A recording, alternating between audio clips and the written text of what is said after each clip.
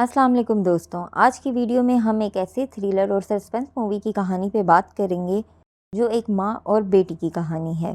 Movie की शुरुआत में एक फैमिली को दिखाया जाता है जिसमें एक आदमी जिसका नाम जेम्स होता है अपनी बेटी जून के साथ खेल रहा होता है और इन मोमेंट्स को वो अपने कैमरा से रिकॉर्ड कर रहे होते हैं। ये साल 2008 का होता है। इतने में उस आदमी की बीवी और जून की माँ जिसका नाम ग्रेस एलन है वो भी रूम में आती है और जेम्स से पूछती है कि क्या तुम ठीक हो। यूँ दिखाया जाता है जैसे जेम्स बीमार है और वो इस बात को अपनी बेटी से छुपा रहे हैं। इसके बाद हम देखते हैं कि ग्रेस इन वीडियोस का एक फोल्डर कंप्यूटर पर बनाती है और सब कुछ डिलीट कर कर कहीं शिफ्ट हो जाती है।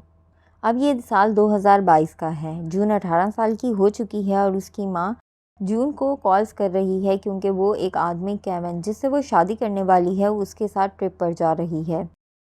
जून की माँ उसको कहती है कि वो अपना वॉइस मेल क्लियर कर ले और उसने इमरजेंसी के लिए उसके अकाउंट में पैसे ट्रांसफ़र किए हैं और याद रखना कि वो पैसे सिर्फ इमरजेंसी के लिए ही हैं। लेकिन जून अपनी माँ की बातों पे ध्यान नहीं देती। इतने में जून की माँ ग्रेस एलन और केविन घर आते हैं, अपना सामान गाड़ी में रखते हैं और ट्रिप पर चले जाते हैं। इसके बाद हम देखते हैं कि जून अपनी माँ की सब बातों को इग्नोर कर कर अपने दोस्तों को पार्टी के लिए बुलाती है और वो रोज़ 3 दिन तक पार्टी करती है। वो अपने माँ के सब मैसेजेस को इग्नोर करती है। जून की माँ के आने से एक दिन पहले जून की तबीयत ख़राब हो जाती है और उस दिन फादर्स डे होता है। जून अपने फादर को बहुत मिस कर रही होती है। वो इंस्टाग्राम पर अपने फादर के लिए एक पोस्ट करती है और सो जाती है। जब सुबह उठती है तो उसको याद आता है कि आज उसको अपनी माँ को एयरपोर्ट लेने जाना था, लेकिन घर भी बहुत गंदा होता है। वो सफाई के लिए किसी को हायर करती है और एयरपोर्ट चली जाती है। वहाँ कितनी देर वेट करने के बाद भी उसकी माँ और केविन नहीं आते। वो वापस घर आ जाती है और अपनी माँ को बहुत कॉल्स और मैसेजेस करती है, लेकिन जब कोई रिस्पांस नहीं आता तो वो स्पेन के जिस होटल में उसकी माँ और केविन रुके थे वहाँ कॉल करती है, पर वहाँ किसी को इंग्लिश नहीं आती। वो गूगल ट्रांसलेटर की मदद से ऑपरेटर से बात करती है तो उसको पता चलता है वो लोग अपना सामान भी होटल में छोड़कर चले गए हैं। जून पूछती है कि क्या उन्होंने कैमरास चेक किए हैं, तो ऑपरेटर उसको कहता है कि कैमरा की फुटेज 48 आवर्स में ओवरराइट हो जाएगी।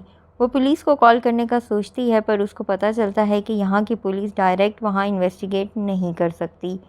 जून अपनी माँ की फ्रेंड हेदर को कॉल करती है जो जून को स्पेन में यूएस एम्बेसी से कांटेक्ट करने का कहती है और एक फॉर्म फिल करने के लिए भेजती है। नेक्स्ट डे जून को एम्बेसी से एलाइजा पार्क की कॉल आती है जो उसको बताता है कि वो एफबीआई और स्पेन की पुलिस के दरमियान ब्रिज का काम करेगा। जून उसको इंटरनेट पर सर्च करती है और उसको बताती है कि होटल में सीसीटीवी कैमरास लगे हैं जो 48 आवर्स में ओवरराइट हो जाएंगे और उनके पास सिर्फ 6 घंटे बचे हैं। काफ़ी देर वेट करने के बाद जब जून को यूएस एम्बेसी से अपडेट के लिए कोई कॉल नहीं आती तो वो खुद इंटरनेट से एक बंदा हायर करती है जो उसकी माँ को ढूंढने में उसकी हेल्प करे। जून उसको कॉल करती है और कहती है कि वो होटल में जाए और सीसीटीवी कैमरास चेक करे और पता करे कि उसकी माँ और केविन उस होटल से कितने बजे निकले हैं। जून उसको मज़ीद बताती है कि वो अपनी माँ के गूगल अकाउंट में लॉगिन नहीं कर पा रही ताकि वो उसकी लोकेशन ट्रेस कर सके। वो आदमी जिसका नाम जेवी रोम्स है उसको मशवरा देता है कि वो केविन के गूगल अकाउंट को लॉगिन करने की कोशिश करे। जून को ये आइडिया अच्छा लगता है। वो फेक वॉइस के लिए अपनी फ्रेंड की हेल्प लेती है और केविन के एफबी अकाउंट से उसकी इन्फॉर्मेशन लेकर पासवर्ड रिकवरी ऐप से अकाउंट में लॉगिन कर लेती है। लॉगिन करने के बाद उसको पता चलता है कि केविन ने होटल में जाने के बाद अपनी लोकेशन ऑफ कर दी थी। इतने में जून को जेवी की कॉल आती है और वो उसको बताता है कि फुटेज ओवरराइट हो गया है, पर एक न्यूज़ ये मिली है कि उसकी माँ और केविन किसी हार्डवेयर की शॉप में गए थे। जून सोचती है कि वो ऐसा क्यों करेंगे, पर जून जेवी को उस हार्डवेयर की शॉप का पता करने का कहती है कि उन्होंने वहाँ से क्या खरीदा। इसी दौरान जून केविन के अकाउंट में मज़ीद चेक करती है तो उसको पता चलता है कि केविन किसी लड़की को मैसेज कर रहा था। मज़ीद चेक करने पर उसको पता चलता है कि वो जेल भी जा चुका है। जून उस लड़की का पता करती है जिसको केविन मैसेज कर रहा था तो उसको पता चलता है कि वो लड़की भी 2 हफ्ते से काम पर नहीं गई।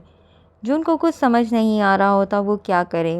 केविन के अकाउंट से ऐसी लोकेशंस चेक करती है कि वो ट्रिप पर जाने से पहले कहाँ कहाँ गया था, तो उसको एक ऐसी जगह मिलती है जहाँ वो अक्सर जाता था। ये देखकर वो उस जगह का पता लगाती है और नंबर ट्रेस करने पर जब वहाँ कॉल करती है तो उसकी बात किसी जिमी से होती है। जून उससे पूछती है कि वो कौन है और केविन अक्सर उससे मिलने क्यों जाता था। वो आदमी जून को बताता है कि वो एक पादरी है और जेल से छूटने के बाद उसने क्राइम की दुनिया छोड़ने के लिए बहुत मेहनत की है। इसमें वो उसकी हेल्प कर रहा था। वो यूएस एम्बेसी कॉल करती है और उनको ये सब बताती है तो एम्बेसी ऑफिसर एलिजा पार्क उसको कहता है कि केविन अपनी सज़ा पूरी कर चुका है।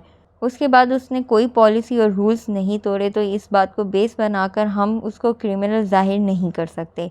जून उसको कहती है कि उसने केविन के अकाउंट में लॉगिन किया तो उसको पता चला कि केविन उसकी मां को धोखा दे रहा था। एलिजा पार्क कहता है कि वो इल्लीगली उसके अकाउंट को चेक कर रही है, तो वो ये सबूत कोर्ट में नहीं दे सकेंगे। जून क्रेडिट कार्ड हिस्ट्री से कोड चेक करती है तो उसको पता चलता है कि उन्होंने हार्डवेयर की दुकान से एक लॉक खरीदा था। अब सवाल ये था कि वो इस लॉक को क्यों खरीदेंगे और वो इस लॉक का क्या करने वाले थे। जून अपनी माँ और केविन की चैट्स पढ़ती है और उसमें केविन ऑलरेडी कन्फेस कर चुका होता है कि वो पहले जेल जा चुका है। जून गूगल से टूरिस्ट प्लेस चेक करती है तो उसको पता चलता है कि वहाँ एक ऐसी जगह है जहाँ कपल्स अपने नाम से लॉक लगाते हैं। इसके बाद हम देखते हैं कि जून को याद आता है कि उसकी फ्रेंड ने उसको एक लिंक भेजा था जिससे वो ऑनलाइन कैमरा से डे और डेट के हिसाब से जगह देख सकते हैं। जून को अपनी माँ और केविन उस लिंक से दिख जाते हैं और जून को पता चलता है कि केविन ने उसकी माँ को प्रपोज किया था। ये देखकर जून सोचती है कि इसका मतलब केविन उसकी माँ को धोखा नहीं दे रहा था। जून जेवी को उसकी हेल्प करने के लिए उसका थैंक यू करती है और जेवी उसको तसल्ली देते हुए कहता है कि उसकी माँ ज़रूर मिल जाएगी और फ़ोन रख देता है। इतने में जून को एम्बेसी से कॉल आती है जिसमें बताया जाता है कि उनको एक अननोन सोर्स से एक वीडियो मिली है जिसमें उसकी माँ और केविन को किडनैप किया गया है और इसकी माँ के अकाउंट से काफ़ी पैसे भी ट्रांसफ़र हुए हैं। पुलिस उस किडनैपर को ढूंढने की कोशिश कर रही है। इसके आगे हम देखते हैं कि जून अपनी माँ को मिस कर रही होती है तो अपनी माँ की ट्रिप की भेजी हुई पिक्स देखने लगती है। उसको अचानक फील होता है कि किसी भी पिक में उसकी माँ का चेहरा ठीक से नहीं दिख रहा। ये देखकर वो परेशान हो जाती है और सारे सबूत फिर से देखने लगती है और उसको एक वीडियो में वो लड़की दिख जाती है जिसको केविन मैसेज कर रहा होता है। मूवी के आगे हम देखते हैं कि यूएस एम्बेसी ऑफिसर एक प्रेस कॉन्फ्रेंस करता है जिसमें ये बात रिवील करता है कि जून की माँ ग्रेस एलन कभी स्पेन गई ही नहीं थी। इस अजीबोगरीब प्लानिंग की वजह से ये केस बहुत फेमस हो जाता है और लोग सोशल मीडिया पर इसको डिस्कस करने लगते हैं। जो लड़की केविन के साथ जून की मां की जगह पर स्पेन गई थी, पुलिस उसको अरेस्ट कर लेती है और पूछताछ के दौरान वो पुलिस को बताती है कि उसको ये कहकर हायर किया गया था कि ये एक रियलिटी शो की शूटिंग हो रही है। हर जगह कैमरास हैं, उसको सिर्फ एक्टिंग करनी है और एक्टर बनने की लालच में उसने एग्री कर लिया था। लेकिन किडनैपिंग के सीन के बाद वो समझ गई थी कि कुछ गड़बड़ है, इसलिए वो भाग कर आ गई। किसी को भी कोई सबूत नहीं मिल रहा होता। आखिर जून की माँ एलन ग्रेस कहाँ गई है और उसकी किडनैपिंग का क्या रीज़न है, केविन कहाँ था और ये सब प्लानिंग क्यों की गई थी। लेकिन पुलिस को एक न्यूज़ मिलती है कि ग्रेस एलन का इसके अलावा भी कोई नाम था और वो कोर्ट के ऑर्डर्स के मुताबिक सील्ड है। ग्रेस एलन का कोई पास था जिसको कोई नहीं जानता। ये एक ब्रेकिंग न्यूज़ बन जाती है। अब इस केस को सोशल मीडिया पर और ज़्यादा डिस्कस किया जाता है। केविन की जगह लोग ग्रेस एलन को सस्पेक्ट समझने लगते हैं। आखिर जून इन सब चीज़ों से परेशान होकर अपनी माँ का सोशल मीडिया अकाउंट देखने लगती है, लेकिन वहाँ भी उसकी पास्ट लाइफ को लेकर कोई इन्फॉर्मेशन नहीं होती। इवन स्कूल वगैरह का भी कोई नाम नहीं लिखा होता। वो मज़ीद परेशान हो जाती है और केविन की आईडी से मोबाइल पर एक्सेस करती है जहां वो देखती है कि किसी यूज़र से केविन की चैट हो रही है। जब वो नंबर कॉपी कर कर कॉल करने लगती है तो उसको पता चलता है कि वो नंबर उसकी माँ की दोस्त हैदर का है जो उसकी माँ की लॉयर भी है। ये सब पता लगने पर जून जेवी को कॉल करके बताती है कि इस सब में उसकी माँ की दोस्त हैदर भी इन्वॉल्व है और वो वॉच पहनकर जिसमें कैमरा है हैदर से मिलने जा रही है ताकि वो सब कुछ रिकॉर्ड हो जाए। जेवी उसको ऐसा करने से मना करता है क्योंकि ये सब खतरनाक है, पर वो जेवी की बात नहीं सुनती और गुस्सा कर फोन बंद कर देती है। जब जून हैदर से मिलने जाती है तो हैदर को पहले ही कोई मार कर जा चुका होता है। जून को ये समझ आता है कि हैदर इन्वॉल्व नहीं थी, बस वो उसको प्रोटेक्ट करने की कोशिश कर रही थी। जून उस रात बहुत परेशान होकर अपनी माँ की वॉइसमेल सुन रही होती है कि अचानक उसको एक कॉल आती है जो केविन के पादरी की होती है और वो उसको कहता है कि उसकी जान खतरे में है, वो उस पर भरोसा करे और दरवाज़ा खोले। जून जब उसकी बात पर यकीन नहीं करती तो वो अपना चेहरा जून को दिखाता है।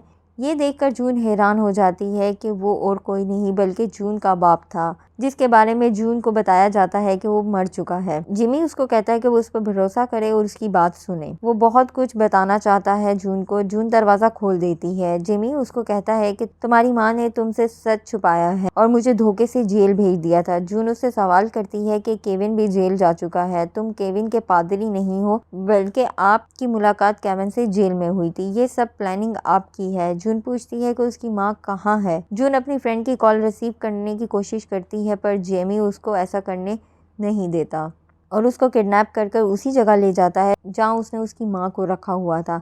जून की माँ उसको कहती है कि अगर तुमने मुझे मारना होता तो अब तक मुझे जिंदा ना रखते, तुम क्या चाहते हो। जिमी ग्रेस को कहता है कि वो जून को अपने साथ रखना चाहता है और यहाँ हमें पता चलता है कि जून का बाप ड्रग्स एडिक्टेड था और ग्रेस पुलिस को इन्फॉर्म करके जिमी यानी जून के बाप को सज़ा दिलवा देती है और अपना पास्ट और सब कुछ डिलीट कर जून के साथ कहीं और शिफ्ट हो जाती है, जिसका बदला जिमी ने ये सब प्लान करके लिया होता है। जब जिमी ग्रेस को मारने लगता है तो वो जिमी के सर पर डंडा मार देती है और जून को बचाने की कोशिश करती है। ग्रेस और जून अपनी स्मार्ट वॉच से जेवी को कॉल करती हैं कि वो पुलिस को कॉल करे, पर इतने में जिमी अंदर आ जाता है और ग्रेस को गोली लग जाती है, पर ग्रेस किसी तरह जिमी पर हमला करके उसको मार देती है। उसी वक्त वहाँ पुलिस आ जाती है और उन दोनों को रेस्क्यू कर लेती है।